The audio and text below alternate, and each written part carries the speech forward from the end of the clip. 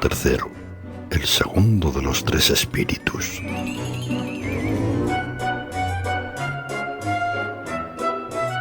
Despertó al dar un estrepitoso ronquido e incorporándose en el lecho para coordinar sus pensamientos, no tuvo necesidad de que le advirtiesen que la campana estaba próxima a dar otra vez la 1. Vuelto a la realidad, comprendió que era el momento crítico en que debía celebrar una conferencia con el segundo mensajero que se le enviaba por la intervención de Jacob Marley, pero hallando muy desagradable el escalofrío que experimentaba en el lecho al preguntarse cuál de las cortinas separaría el nuevo espectro, la separaría con sus propias manos y, acostándose de nuevo, se constituyó en avisado centinela de lo que pudiera ocurrir alrededor de la cama, pues deseaba hacer frente al espíritu en el momento de su aparición y no ser asaltado por sorpresa y dejarse dominar por la emoción. Así pues, hallándose preparado para casi todo lo que pudiera ocurrir, no lo estaba de ninguna manera para el caso de que no ocurriera nada, y por consiguiente, cuando la campana dio la 1 y Scrooge no vio aparecer ninguna sombra, fue presa de un violento temblor. 5 minutos, 10 minutos, un cuarto de hora transcurrieron y nada ocurría. Durante todo este tiempo caían sobre el lecho los rayos de una luz rojiza que lanzó vivos destellos cuando el reloj dio la hora, pero siendo una sola luz era más alarmante que una docena de espectros, pues Scrooge se sentía impotente para descifrar cuál fuera su significado, y hubo momentos en que temió que se verificase un interesante caso de combustión espontánea sin tener el consuelo de saber de qué se trataba. No obstante, al fin empezó a pensar, como nos hubiera ocurrido en semejante caso a vosotros o a mí, al fin, digo, empezó a pensar que el manantial de la misteriosa luz sobrenatural podía hallarse en la habitación inmediata de donde parecía proceder el resplandor. Esta idea se apoderó de su pensamiento y suavemente se deslizó Scrooge con sus zapatillas hacia la puerta. En el preciso momento en que su mano se posaba en la cerradura, una voz extraña lo llamó por su nombre y le invitó a entrar. Él obedeció. Era su propia habitación. Acerca de esto no había la menor duda, pero la estancia había sufrido una sorprendente transformación. Las paredes y el techo hallábanse de tal modo cubiertos de ramas y hojas que parecía un perfecto boscaje, el cual por todas partes mostraba pequeños frutos que resplandecían. Las rizadas hojas de acebo, hiedra y muérdago reflejaban la luz como si se hubieran esparcido multitud de pequeños espejos, y en la chimenea resplandecía una poderosa llamarada alimentada por una cantidad de combustible desconocida en tiempo de Marley o de Scrooge y desde hacía muchos años y muchos inviernos. Amontonados sobre el suelo, formando una especie de trono, había pavos, gansos, piezas de caza, aves caseras, suculentos trozos de carne, cochinillos, largas salchichas, pasteles, barriles de ostras, encendidas castañas, sonrosadas manzanas, jugosas naranjas, brillantes peras y tazones llenos de ponche que obscurecían la habitación con su delicioso vapor. Cómodamente sentado sobre este lecho se hallaba un alegre gigante de glorioso aspecto que tenía una brillante antorcha de forma parecida al cuerno de la abundancia y que la mantenía en alto para derramar su luz sobre Scrooge cuando éste llegó atisbando alrededor de la puerta. «¡Entrad!», exclamó el espectro. «¡Entrad y conocedme mejor, hombre!». Scrooge penetró tímidamente e inclinó la cabeza ante el espíritu. Ya no era el terco Scrooge que había sido, y aunque los ojos del espíritu eran claros y benévolos, no le agradaba encontrarse con ellos. «Soy el espectro de la Navidad presente», dijo el espíritu. «Miradme». Scrooge le miró con todo respeto. Estaba vestido con una sencilla y larga túnica o manto verde con vueltas de piel blanca.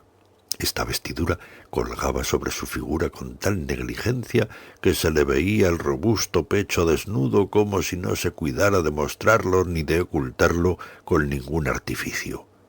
Sus pies, que se veían por debajo de los amplios pliegues de la vestidura, también estaban desnudos, y sobre la cabeza no llevaba otra cosa que una corona de acebo sembrada de pedacitos de hielo.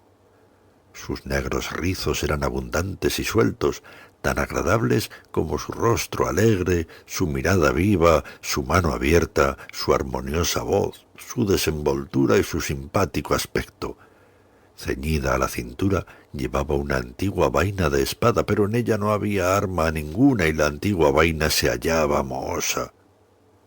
«Nunca hasta ahora habéis visto nada que se me parezca», exclamó el espíritu. «Nunca», contestó Scrooge. «Nunca habéis paseado en compañía de los más jóvenes miembros de mi familia, quiero decir, pues yo soy muy joven, de mis hermanos mayores nacidos en estos últimos años», prosiguió el fantasma. «Me parece que no», dijo Scrooge. «Temo que no. ¿Habéis tenido muchos hermanos, espíritu?» «Más de 1800», dijo el espectro. «Una tremenda familia a quien atender», murmuró Scrooge. El espectro de la Navidad presente se levantó. «Espíritu», dijo Scrooge con sumisión, «llevadme a donde queráis. La última noche tuve que salir de casa a la fuerza y aprendí una lección que ahora hace su efecto. Esta noche, si tenéis que enseñarme alguna cosa, permitidme que saque provecho de ella».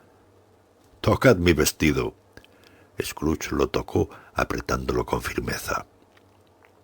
Acebo, muérdago, rojos frutos, hiedra, pavos, gansos, caza, aves, carne, cochinillos, salchichas, ostras, pasteles y ponche, todo se desvaneció instantáneamente. Lo mismo ocurrió con la habitación, el fuego, la rojiza brillantez, la noche, y ellos halláronse en la mañana de Navidad y en las calles de la ciudad, donde, como el tiempo era crudo, muchas personas producían una especie de música ruda pero alegre y no desagradable al arrancar la nieve del pavimento en la parte correspondiente a sus domicilios y de los tejados de las casas, lo que producía una alegría loca en los muchachos al ver cómo se amontonaba cayendo sobre el piso y a veces se deshacía en el aire, produciendo pequeñas tempestades de nieve.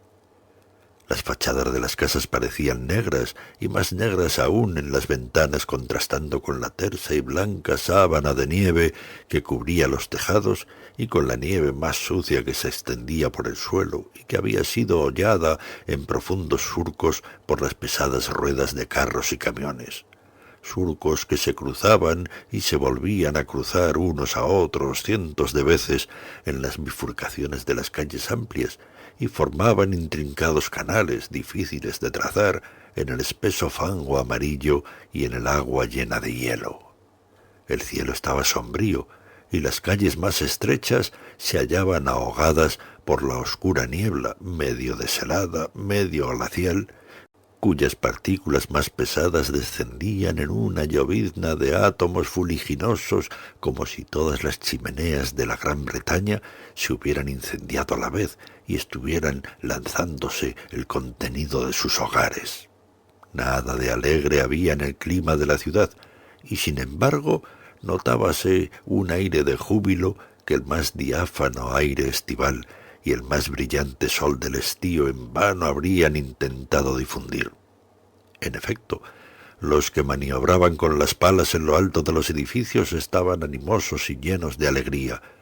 Llamábanse unos a otros desde los parapetos y de vez en cuando se disparaban bromeando una bola de nieve, proyectil mucho más inofensivo que muchas bromas verbales, riendo cordialmente si daban el blanco y no menos cordialmente si fallaba la puntería. Las tiendas en que se vendían aves estaban todavía entreabiertas y las fruterías radiantes de esplendor. Había grandes, redondas y panzudas cestas de castañas, cuya figura se asemejaba a los chalecos de los ancianos gastrónomos recostadas en las puertas y tumbadas en la calle con su opulencia apoplética.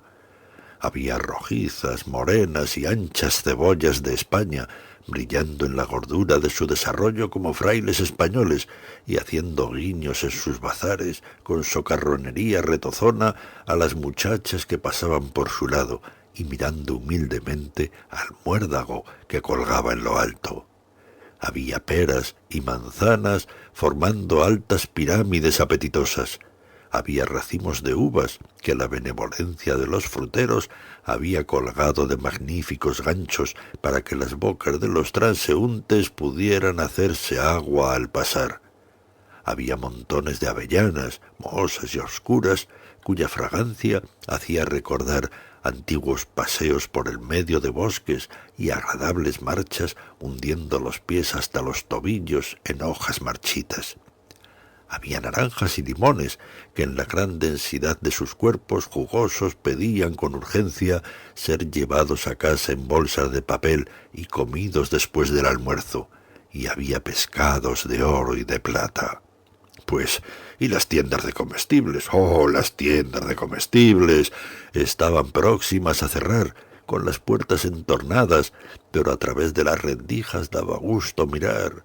No era solamente que los platillos de la balanza produjesen un agradable sonido al caer sobre el mostrador, ni que el bramante se separase del carrete con viveza, ni que las cajas metálicas resonasen arriba y abajo como objetos de prestidigitación, ni que los olores mezclados del té y del café fuesen muy agradables al olfato, ni que las pasas fuesen abundantes y raras, las almendras exageradamente blancas, las tiras de canela largas y rectas, delicadas las otras especias, las frutas confitadas envueltas en azúcar fundido, capaces de excitar el apetito y dar envidia a los más fríos espectadores. No era tampoco que los higos se mostrasen húmedos y carnosos, ni que las ciruelas francesas enrojeciesen con alguna acritud en sus cajas adornadas, ni que todo excitase el apetito en su aderezo de Navidad, sino que las parroquianas se apresuraban con tal afán en la esperanzada promesa del día que se empujaban unas a otras a la puerta haciendo estallar toscamente los cestos de mimbre y dejaban los portamonedas sobre el mostrador y volvían corriendo a buscarlos cometiendo cientos de equivocaciones semejantes con el mejor humor posible, mientras el tendero y sus dependientes se mostraban tan serviciales y tan fogosos que se comprendía fácilmente que los corazones que latían detrás de los mandiles no se regocijaban sólo por hacer buenas ventas, sino por el júbilo que les producía la Navidad. Pero pronto las campanas llamaron a las gentes a la iglesia o a la capilla, y todos acudieron luciendo por las calles sus mejores vestidos y con la alegría en los rostros, y al mismo tiempo desembocaron por todas las calles, callejuelas y recodos incontables personas que llevaban sus comidas a las tahonas para ponerlas en el horno.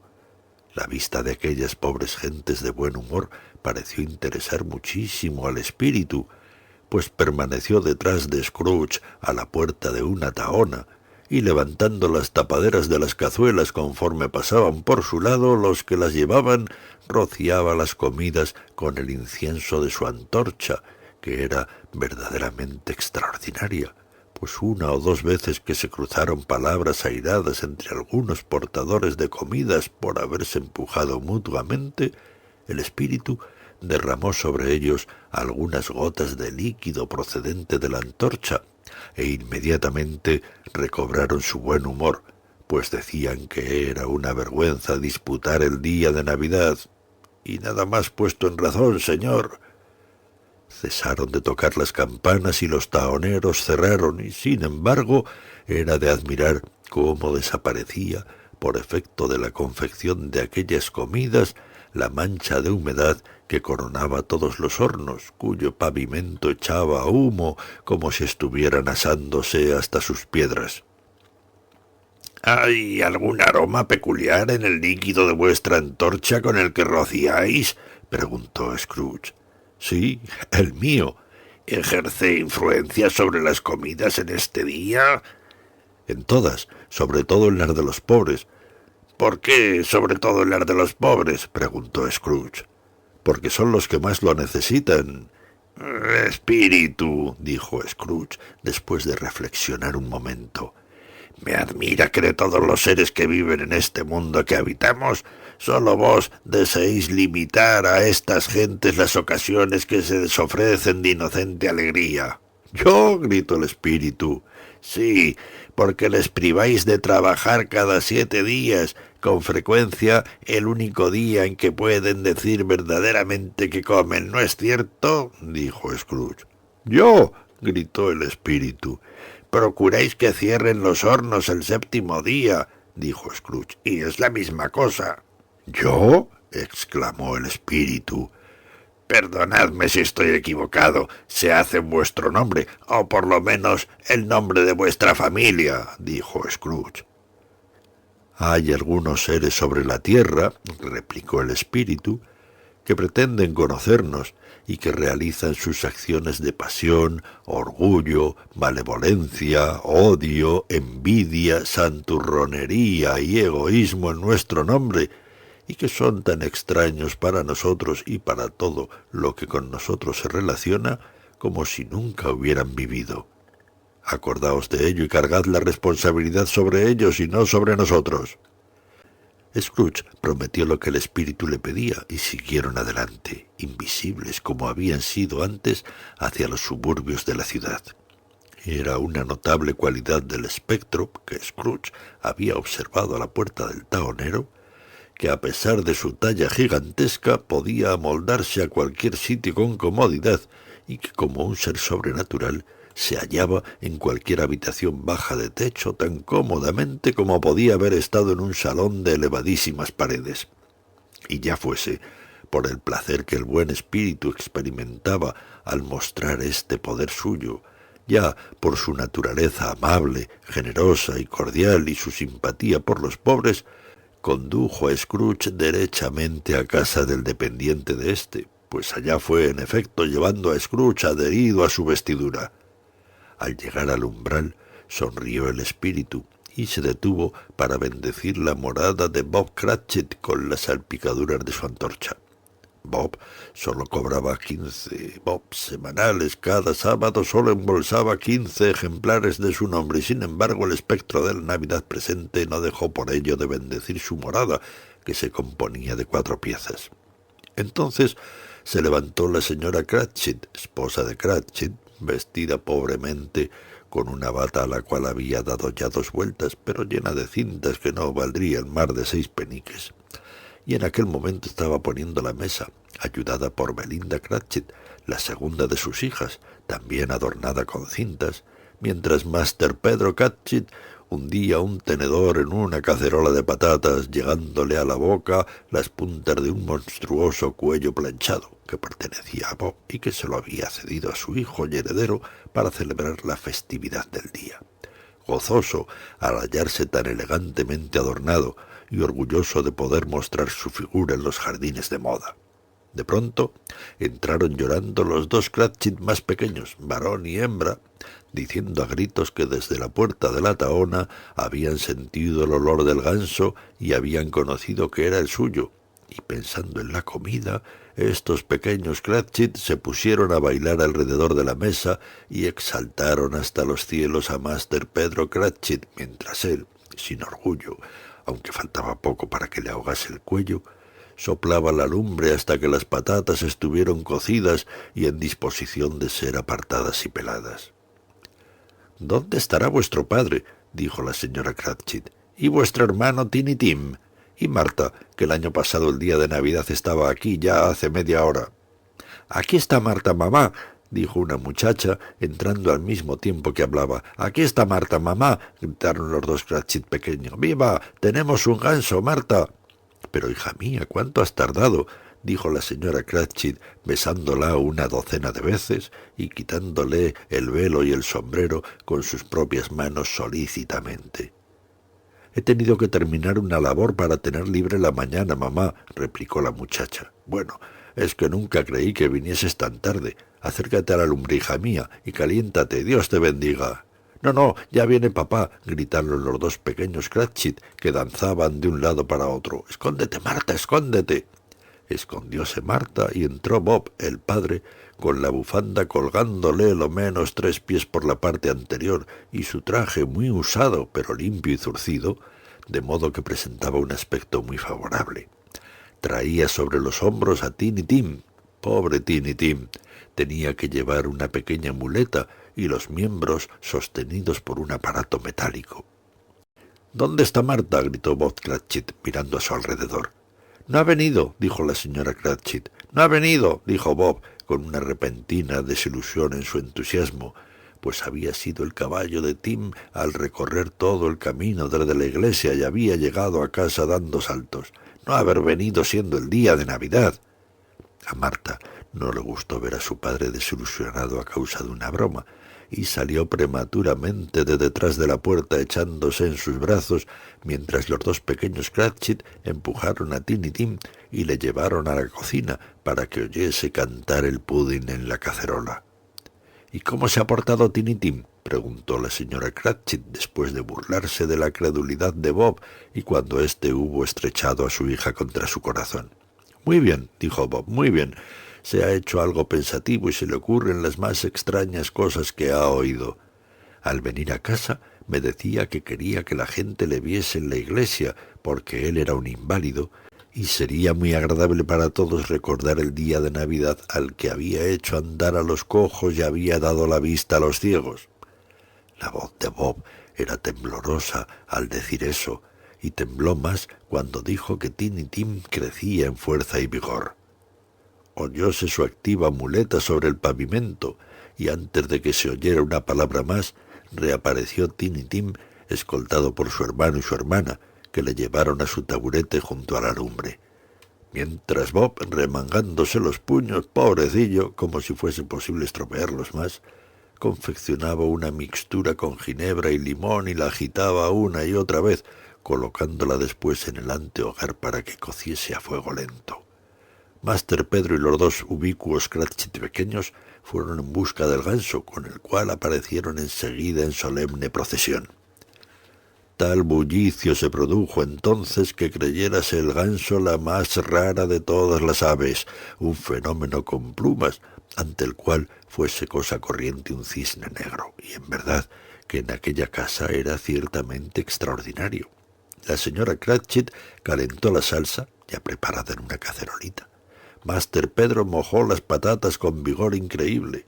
La señorita Belinda endulzó la salsa de manzanas. Marta quitó el polvo a la vajilla. Bob sentó a Tiny Tim a su lado en una esquina de la mesa. Los dos pequeños Cratchit pusieron sillas para todos, sin olvidarse de ellos mismos, y montando la guardia en sus puestos, se metieron la cuchara en la boca para no gritar pidiendo el ganso antes de que llegara el momento de servirlo. Por fin se pusieron los platos y se dijo una oración, a la que siguió una pausa, durante la cual no se oía respirar.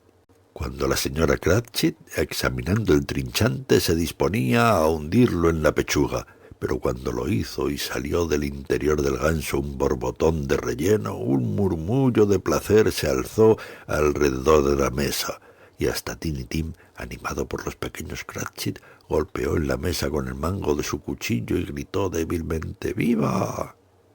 Nunca se vio ganso como aquel. Bob dijo que jamás creyó que pudiera existir un manjar tan delicioso. Su blandura y su aroma, su tamaño y su baratura fueron los temas de la admiración general, y añadiéndole la salsa de manzanas y las patatas deshechas, constituyó comida suficiente para toda la familia. En efecto, como la señora Cratchit dijo, al observar que había quedado un huesecillo en el plato, no habían podido comérselo todo. Sin embargo, todos quedaron satisfechos, particularmente los Cratchit más pequeños, que tenían salsa hasta en las cejas. La señorita Belinda cambió los platos y la señora Cratchit salió del comedor muy nerviosa porque no quería que la viesen ir en busca del pudding.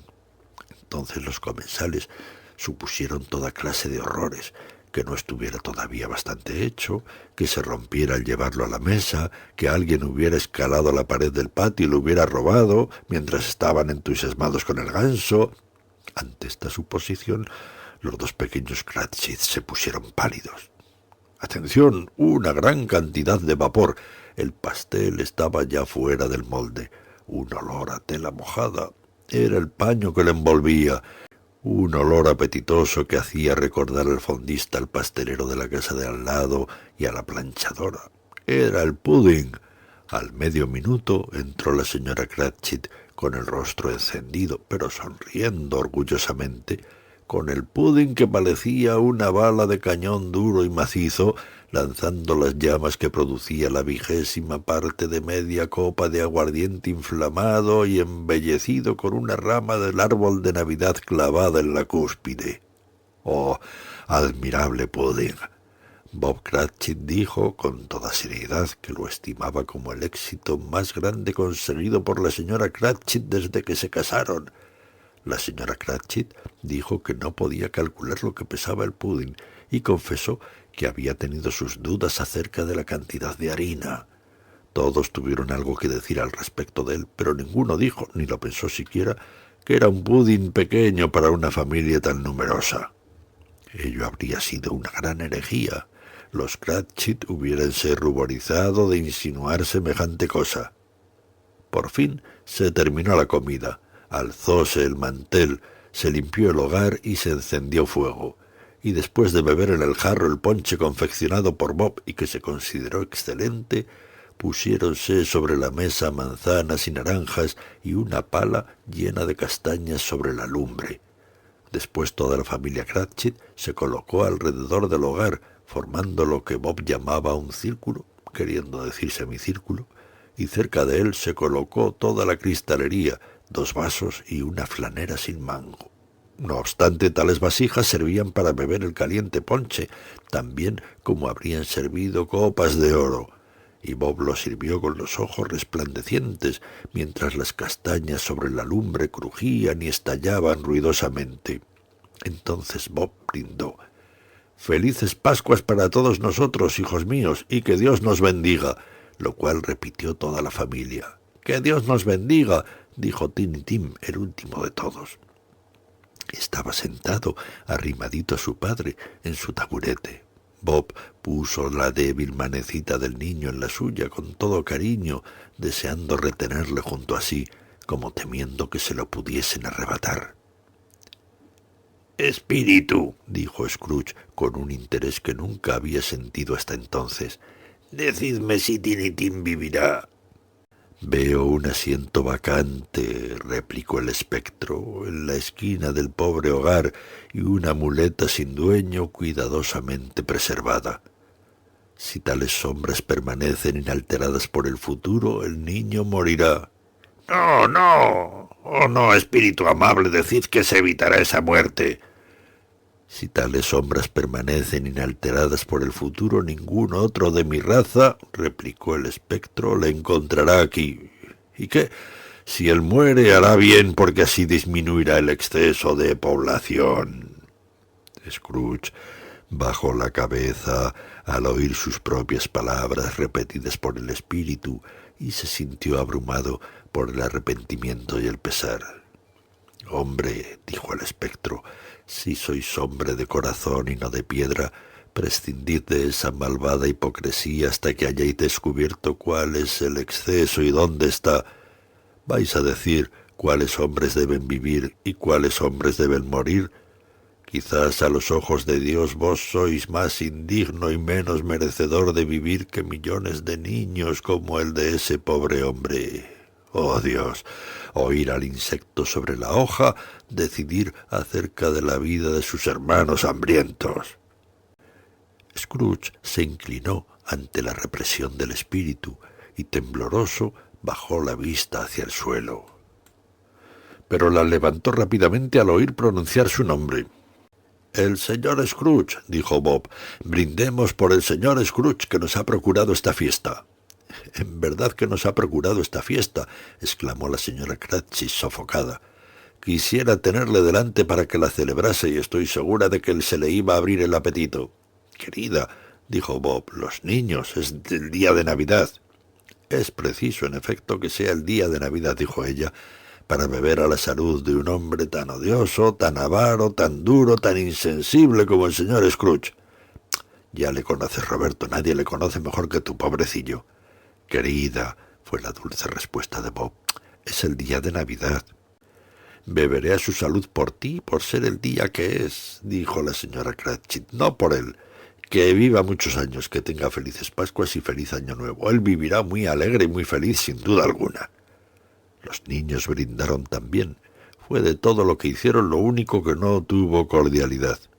Tiny Tim brindó el último de todos, pero sin poner la menor atención. Scrooge era el ogro de la familia. La sola mención de su nombre arrojó sobre los reunidos una sombra oscura que no se disipó sino después de 5 minutos. Pasada aquella impresión, estuvieron 10 veces más alegres que antes al sentirse aliviados del maleficio causado por el nombre de Scrooge. Bob Cratchit les contó que tenía en perspectiva una colocación para Master Pedro que podría proporcionarle, si la conseguía, 5 chelines y 6 peniques semanales. Los dos pequeños Cratchit rieron atrozmente ante la idea de ver a Pedro hecho un hombre de negocios, y el mismo Pedro miró pensativamente al fuego, sacando la cabeza entre las 2 puntas del cuello, como si reflexionara sobre la notable investidura de que gozaría cuando llegase a percibir aquel enorme ingreso. Marta, que era una pobre aprendiz en un taller de modista, les contó la clase de labor que tenía que hacer y cómo algunos días trabajaba muchas horas seguidas. Dijo que al día siguiente pensaba levantarse tarde de la cama, pues era un día festivo que iba a pasar en casa. Contó que hacía pocos días había visto a una condesa con un lord, y que el lord era casi tan alto como Pedro, y éste, al oírlo, se alzó tanto el cuello que si hubierais estado presentes no habríais podido verle la cabeza. Durante todo este tiempo no dejaron de comer castañas y beber ponche, y de aquí a poco escucharon una canción referente a un niño perdido que caminaba por la nieve, cantada por Tiny Tim, que tenía una quejumbrosa vocecita, y la cantó muy bien, ciertamente. Nada había de aristocrático en aquella familia. Sus individuos no eran hermosos, no estaban bien vestidos, sus zapatos hallaban muy lejos de ser impermeables, sus ropas eran escasas, y Pedro conocería muy probablemente el interior de las prenderías. Pero eran dichosos, agradables, se querían mutuamente y estaban contentos con su suerte, y cuando ya se desvanecían ante Scrooge, pareciendo más felices a los brillantes destellos de la antorcha del espíritu al partir, Scrooge los miró atentamente, sobre todo a Tiny Tim, de quien no apartó la mirada hasta el último instante. Mientras tanto, había anochecido y nevaba copiosamente, y conforme Scrooge y el espíritu recorrían las calles, la claridad de la lumbre en las cocinas, en los comedores y en toda clase de habitaciones era admirable. Aquí el temblor de la llama mostraba los preparativos de una gran comida familiar, con fuentes que trasladaban de una parte a otra junto a la lumbre, y espesas cortinas rojas prontas a caer para ahuyentar el frío y la oscuridad. Allá todos los niños de la casa salían corriendo sobre la nieve al encuentro de sus hermanas casadas, de sus hermanos, de sus primos, de sus tíos, de sus tías, para ser los primeros en saludarles. En otra parte, veíanse en la ventana las sombras de los comensales reunidos, y más allá un grupo de hermosas muchachas, todas con caperuzas y con botas de abrigo, charlando todas a la vez, marchaban alegremente a alguna casa cercana. Infeliz del soltero, las astutas hechiceras bien lo sabían, que entonces las hubiera visto entrar con la tez encendida por el frío. Si hubierais juzgado por el número de personas que iban a reunirse con sus amigos, habríais pensado que no quedaba nadie en las casas para recibirlas cuando llegasen, aunque ocurría lo contrario. En todas las casas se esperaban visitas y se preparaba el combustible en la chimenea.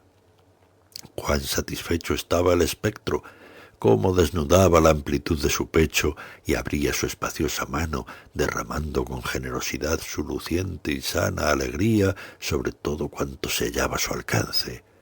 el mismo farolero que corría delante de él salpicando las sombrías calles con puntos de luz, y que iba vestido como para pasar la noche en alguna parte, se echó a reír a carcajadas cuando pasó el espíritu por su lado, aunque fácilmente se adivinaba que el farolero ignoraba que su compañero del momento era la Navidad en persona. De pronto, sin una palabra de advertencia por parte del espectro, halláronse en una fría y desierta región pantanosa, en la que había derrumbadas monstruosas masas de piedra como si fuera un cementerio de gigantes. El agua se derramaba por donde quiera, es decir, se habría derramado a no ser por la escarcha que la aprisionaba, y nada había crecido sino el moho, la retama y una áspera hierba. En la concavidad del oeste, el sol poniente había dejado una ardiente franja roja que fulguró sobre aquella desolación durante un momento, como un ojo sombrío que tras el párpado fuese bajando, bajando, bajando hasta perderse en las densas tinieblas de la oscura noche. —¿Qué sitio es este? —preguntó Scrooge. —Un sitio donde viven los mineros que trabajan en las entrañas de la tierra —contestó el espíritu—, pero me conocen. Mirad. Brillaba una luz en la ventana de una choza, y rápidamente se dirigieron hacia ella. Pasando a través de la piedra y barro, hallaron una alegre reunión alrededor de un fuego resplandeciente. Un hombre muy viejo y su mujer, con sus hijos y los hijos de sus hijos y parientes de otra generación, mas todos con alegres adornos en su atavío de fiesta. El anciano, con una voz que rara vez se distinguía entre los rugidos del viento sobre la desolada región, entonaba una canción de Navidad, que ya era una vieja canción cuando él era un muchacho, y de vez en cuando todos los demás se le unían al coro. Cuando ellos levantaban sus voces, el anciano hacía lo mismo, y sentíase con nuevo vigor, y cuando ellos se detenían en el canto, el vigor del anciano decaía de nuevo. El espíritu no se detuvo allí, sino que dejó a Scrooge que se agarrase a su vestidura y cruzando sobre la región pantanosa se dirigió a donde no sería al mar, pues sí, al mar. Horrorizado, Scrooge vio que se acababa la tierra y contempló una espantosa serie de rocas detrás de ellos y ensordeció sus oídos el fragor del agua, que rodaba y rugía y se encrespaba entre medrosas cavernas abiertas por ella y furiosamente trataba de socavar la tierra. Edificado sobre un lúgubre arrecife de las escarpadas rocas, próximamente a una legua de la orilla y sobre el cual se lanzaban las aguas irritadas durante todo el año, se erguía un faro solitario. Grandes cantidades de algas colgaban hasta su base, y pájaros de las tormentas, nacidos del viento se puede suponer como las algas nacen del agua, subían y bajaban en torno de él como las olas que ellos rozaban con las alas. Pero aun allí, dos hombres que cuidaban del faro habían encendido una hoguera que a través de la tronera abierta en el espeso muro de piedra lanzaba un rayo de luz resplandeciente sobre el mar terrible. Los dos hombres, estrechándose las callosas manos por encima de la tosca mesa a la cual hallábanse sentados, se deseaban mutuamente felices Pascuas al beber su jarro de ponche, y uno de ellos, el más viejo, que tenía la cara curtida y destrozada por los temporales como pudiera estarlo el mascarón de proa de un barco viejo, rompió en una robusta canción semejante al cantar del viento. De nuevo siguió adelante el espectro por encima del negro y agitado mar, adelante, adelante, hasta que hallándose muy lejos, según dijo Scrooge, de todas las orillas, descendieron sobre un buque. Colocáronse tan pronto junto al timonel que estaba en su puesto, tan pronto junto al vigía en la proa o junto a los oficiales de guardia, oscuras y fantásticas figuras en sus varias posiciones. Pero todos ellos tarareaban una canción de Navidad, o tenían un pensamiento propio de Navidad, o hablaban en voz baja a su compañero de algún día de Navidad ya pasado, con recuerdos del hogar referente a él. y todos cuantos se hallaban a bordo, despiertos o dormidos, buenos o malos, habían tenido para los demás una palabra más cariñosa aquel día que otro cualquiera del año, y habían tratado extensamente de aquella festividad, y habían recordado a las personas queridas a través de la distancia, y habían sabido que ellas tenían un placer en recordarlos. Sorprendióse grandemente Scrooge mientras escuchaba el bramido del viento y pensaba qué solemnidad tiene su movimiento a través de la aislada obscuridad sobre un ignorado abismo cuyas honduras son secretos tan profundos como la muerte. Sorprendióse grandemente Scrooge cuando, reflexionando así, oyó una estruendosa carcajada, pero se sorprendió mucho más al reconocer que aquella risa era de su sobrino, y al encontrarse en una habitación clara, seca y luminosa, con el espíritu sonriendo a su lado y mirando a su propio sobrino con aprobadora afabilidad. «¡Ja, ja!», rió el sobrino de Scrooge. «¡Ja, ja, ja, ja!». Si por una inverosímil probabilidad sucediera que conocieseis un hombre de risa más sana que el sobrino de Scrooge, me gustaría mucho conocerle. Presentadme a él y cultivaré su amistad. Es cosa admirable, demostradora del exacto mecanismo de las cosas, que así como hay contagio en la enfermedad y en la tristeza, no hay nada en el mundo tan irresistiblemente contagioso como la risa y el buen humor. Cuando el sobrino de Scrooge se echó a reír de esta manera, sujetándose las caderas, dando vueltas a la cabeza y haciendo muecas con las más extravagantes contorsiones, la sobrina de Scrooge, sobrina política, se echó a reír tan cordialmente como él. Y los amigos que se hallaban con ellos también rieron ruidosamente. «Dijo que la Navidad era una paparrucha, como que tengo que morirme», gritó el sobrino de Scrooge. «Y lo creía». «¡Qué vergüenza para él!», dijo la sobrina de Scrooge, indignada. Era muy linda, extraordinariamente linda, de cara agradable y cándida, de sazonada boquita que parecía hecha para ser besada, como lo era sin duda, con toda clase de hermosos hoyuelos en la barbilla que se mezclaban unos con otros cuando se reía, y con los dos ojos más esplendorosos que jamás habéis visto en una cabecita humana. Era enteramente lo que habrían llamado provocativa, pero intachable, perfectamente intachable. «Es un individuo cómico», dijo el sobrino de Scrooge. «Eso es verdad, y no tan agradable como debiera ser. Sin embargo, sus defectos llevan el castigo de ellos mismos, y yo no tengo nada que decir contra él». «Sé que es muy rico, Fred», insinuó la sobrina de Scrooge. «Al menos siempre me has dicho que lo era». «¿Y qué, amada mía?», dijo el sobrino. «Su riqueza es inútil para él, no hace nada bueno con ella, no se procura comodidades con ella, no ha tenido la satisfacción de pensar que va a beneficiarnos con ella». «Me falta la paciencia con él», indicó la sobrina de Scrooge. Las hermanas de la sobrina de Scrooge y todas las demás señoras expresaron la misma opinión. «Oh», dijo el sobrino de Scrooge, «yo lo siento por él, no puedo irritarme contra él aunque quiera. Quien sufre con sus genialidades, siempre él. Se le ha metido en la cabeza no complacernos y no quiere venir a comer con nosotros. ¿Cuál es la consecuencia? Es verdad que perder una mala comida no es perder mucho». «Pues yo creo que ha perdido una buena comida», interrumpió la sobrina de Scrooge. Todos los demás dijeron lo mismo, y se les debía considerar como jueces competentes, porque en aquel momento acababan de comerla.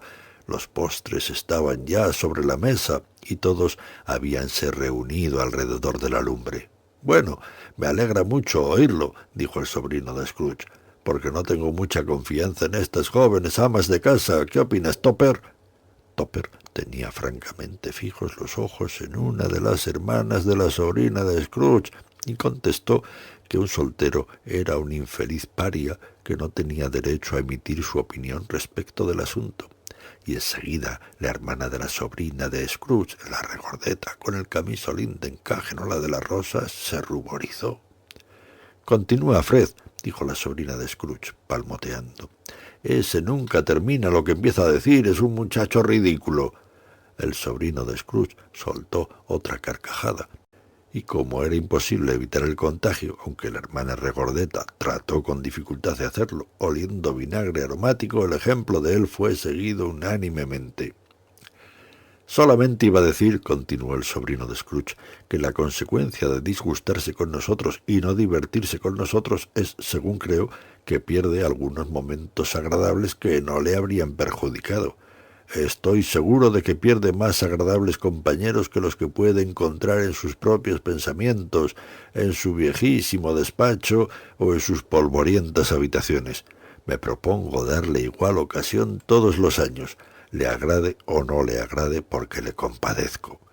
Que se burle de la Navidad hasta que se muera, pero no puede menos de pensar mejor en ella. Le desafío, si se encuentra conmigo de buen humor año tras año, diciéndole: «Tío Scrooge, ¿cómo estáis?».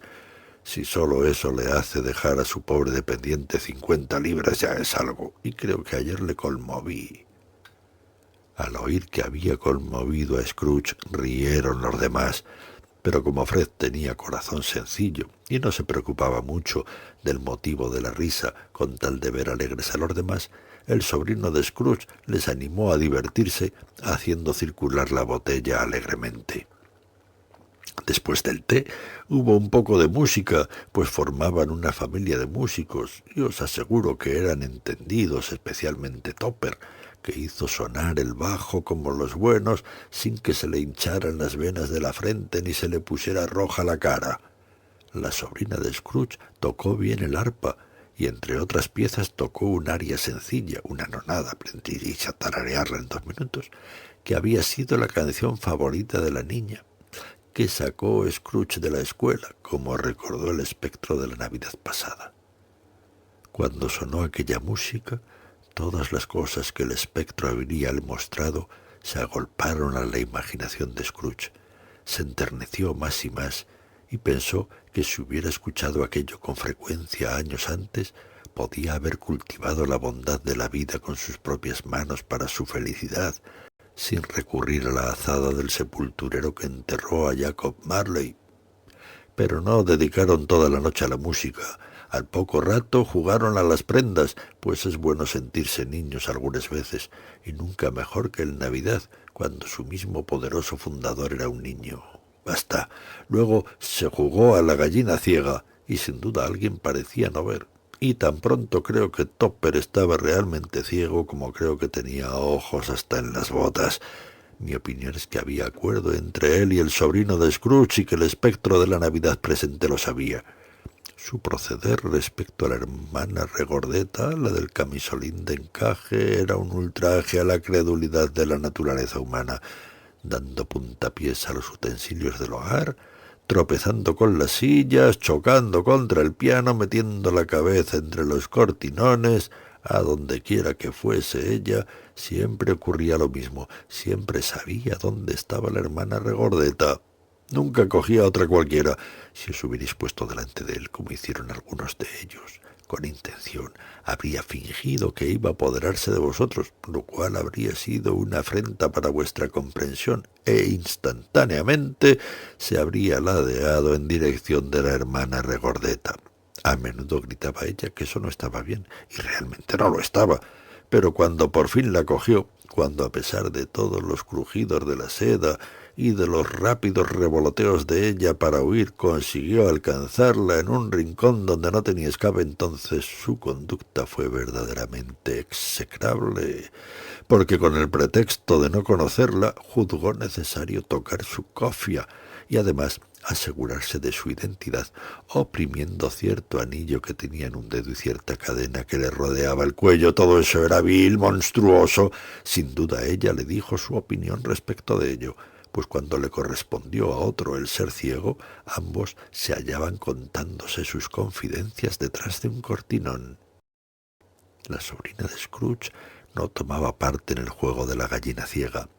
Permanecía sentada en una butaca, con un taburete a los pies en un cómodo rincón de la estancia, donde el espectro y Scrooge estaban en pie detrás de ella, pero participaba en el juego de prendas y era de admirar particularmente en el juego de cómo os gusta, combinación amorosa con todas las letras del alfabeto, y la misma habilidad demostró en el cómo, dónde y cuándo, y con gran alegría interior del sobrino de Scrooge derrotaba completamente a todas sus hermanas, aunque éstas no eran tontas, como hubiera podido decir Stopper.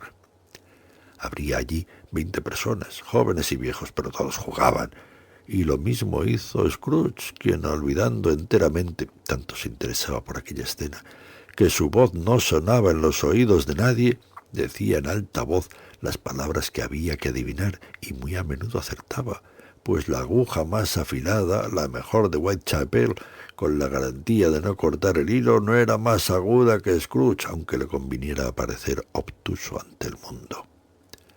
Al espectro le agradaba verle de tan buen humor, y le miró con tal benevolencia que Scrooge le suplicó, como lo hubiera hecho un niño, que se quedasen allí hasta que se fuesen los convidados, pero el espíritu le dijo que no era posible. «He aquí un nuevo juego», dijo Scrooge. «Media hora, espíritu, solo media hora». Era un juego llamado sí y no, en el cual el sobrino de Scrooge debía pensar una cosa y los demás adivinar lo que pensaba, contestando a sus preguntas solamente sí o no, según el caso. El vivo juego de preguntas a que estaba expuesto le hizo decir que pensaba en un animal viviente, más bien un animal desagradable, un animal salvaje, un animal que unas veces rugía y gruñía y otras veces hablaba, que vivía en Londres y se paseaba por las calles, que no se enseñaba por dinero, que nadie le conducía, que no vivía en una casa de fieras, que nunca se llevaba al matadero y que no era un caballo, ni un asno, ni una vaca, ni un toro, ni un tigre, ni un perro, ni un cerdo, ni un gato, ni un oso. A cada nueva pregunta que le dirigía, el sobrino soltaba una nueva carcajada, y llegó a tal extremo su júbilo que se vio obligado a dejar el sofá y echarse en el suelo. Al fin, la hermana regordeta, presa también de una risa loca, exclamó: «He dado con ello, ya sé lo que es, Fred, ya sé lo que es». «¿Qué es?», preguntó Fred. «Es vuestro tío Scrooge». Eso era. Efectivamente, la admiración fue el sentimiento general, aunque algunos hicieron notar que la respuesta a la pregunta «¿es un oso?», debió de ser sí, tanto más cuanto que una respuesta negativa bastó para apartar sus pensamientos de Scrooge, suponiendo que se hubiera dirigido a él desde luego. «Ha contribuido en gran manera a divertirnos», dijo Fred, «y seríamos ingratos si no bebiéramos a su salud. Y puesto que todos tenemos en la mano un vaso de ponche con vino, yo digo, por el tío Scrooge». «Bien, por el tío Scrooge», exclamaron todos. «Felices Pascuas y feliz Año Nuevo al viejo, sea lo que fuere», dijo el sobrino de Scrooge. «No aceptaría él tal felicitación saliendo de mis labios, pero que la reciba sin embargo, por el tío Scrooge». El tío Scrooge habíase dejado poco a poco conquistar de tal modo por el júbilo general, y sentía tan ligero su corazón que hubiera correspondido al brindis de la reunión, aunque ésta no podía advertir su presencia, dándole las gracias en un discurso que nadie habría oído si el espectro le hubiera dado tiempo, pero toda la escena desapareció con el sonido de la última palabra pronunciada por su sobrino, y Scrooge y el espíritu continuaron su viaje. Vieron muchos países, fueron muy lejos y visitaron muchos hogares, y siempre con feliz resultado. El espíritu se colocaba junto al lecho de los enfermos, y ellos se sentían dichosos.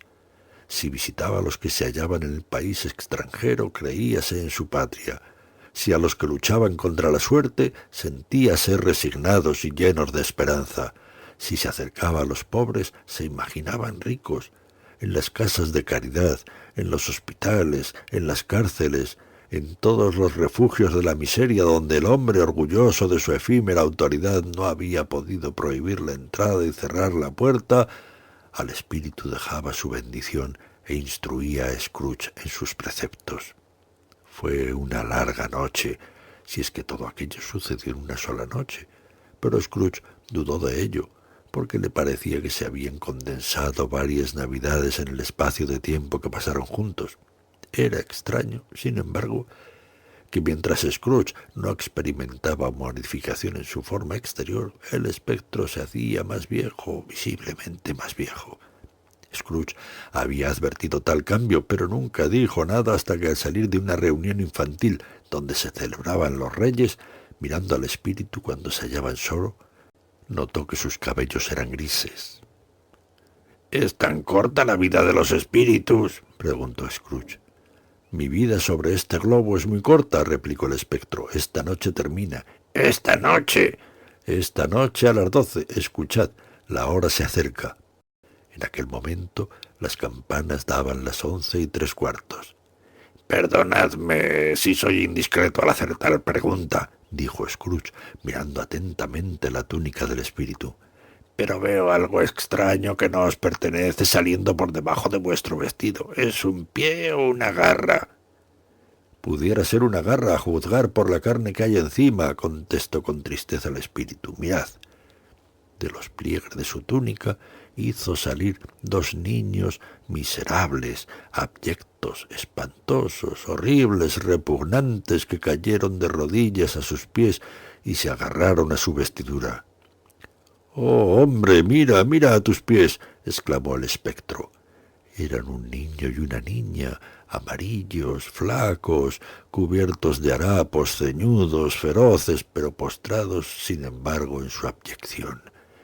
Cuando una graciosa juventud habría debido llenar sus mejillas y extender sobre su tez los más frescos colores, una mano marchita y desecada, como la del tiempo, las había arrugado, enflaquecido y decolorado.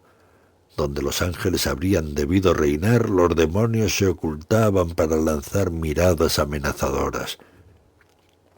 Ningún cambio, ninguna degradación, ninguna perversión de la humanidad en ningún grado a través de todos los misterios de la admirable creación ha producido ni con mucho monstruos tan horribles y espantosos. Scrooge retrocedió, pálido de terror. Teniendo en cuenta quien se los mostraba, intentó decir que eran niños hermosos, pero las palabras se detuvieron en su garganta antes que contribuir a una mentira de tan enorme magnitud. —Espíritu, son hijos vuestros. Scrooge no pudo decir más. —Son los hijos de los hombres —contestó el espíritu mirándolos—, y se acogen a mí para reclamar contra sus padres. Este niño es la ignorancia, esta niña es la miseria.